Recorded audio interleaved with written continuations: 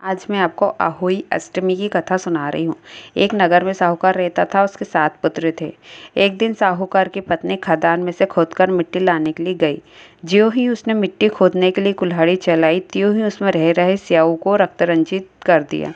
उसने देखा तो उसे बच्चों को मर जाने का अत्यधिक दुख हुआ, परंतु जो कुछ होना था वो हो चुका था। यह भूल उससे अनजाने में हो गई थी। अतः दुखी मन से वह घर लौट आई। पश्चाताप के कारण वह मिट्टी भी नहीं लाई। इसके बाद स्याऊ जब घर आई तो अपने बच्चों को मृतावस्था में पाया। वह दुख से कतार हो अत्यंत विलाप करने लगी। उसने ईश्वर से प्रार्थना की, जिसने मेरे बच्चों को मारा है उसे भी त्रिशोक दुख भुगतना पड़े। इधर स्याऊ के शाप से 1 वर्ष के अंदर ही सेठानी के 7 पुत्रों का कलवित हो गया, यानी मर गए। इस प्रकार की दुखद घटना देखकर सेठ सेठानी अत्यंत शोकाकुल हो उठे, यानी बहुत दुखी हुए। उस दंपत्ति ने यानी सेठ और सेठानी ने किसी तीर्थ स्थान पर जाकर अपने प्राणों को विसर्जन कर देने का मन में संकल्प लिया।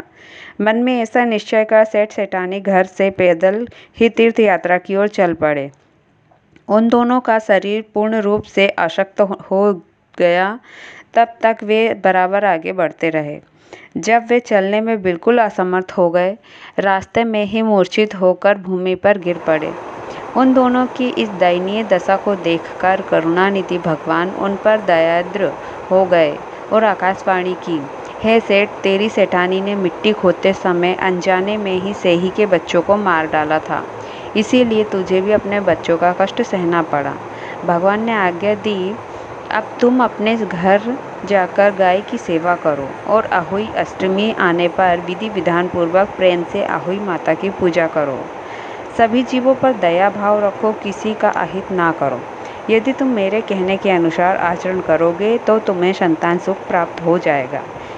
इस आकाशवाणी को सुनकर सेठ सेठानी को कुछ धैर्य हुआ और दोनों भगवती का स्मरण करते हुए अपने घर को प्रस्थान किए। घर पहुंचकर उन दोनों ने आकाशवाणी के अनुसार कार्य करना प्रारंभ कर दिया। इससे साथ ईर्ष्या द्वेष की भावना से रहित होकर सभी प्राणियों पर करुणा का भाव रखना प्रारंभ कर दिया। भगवती की कृपा से सेठ सेठानी पुनः पुत्रवान होकर सभी सुखों को भोग करने लगे और अंतकाल में स्वर्गगामी हुए।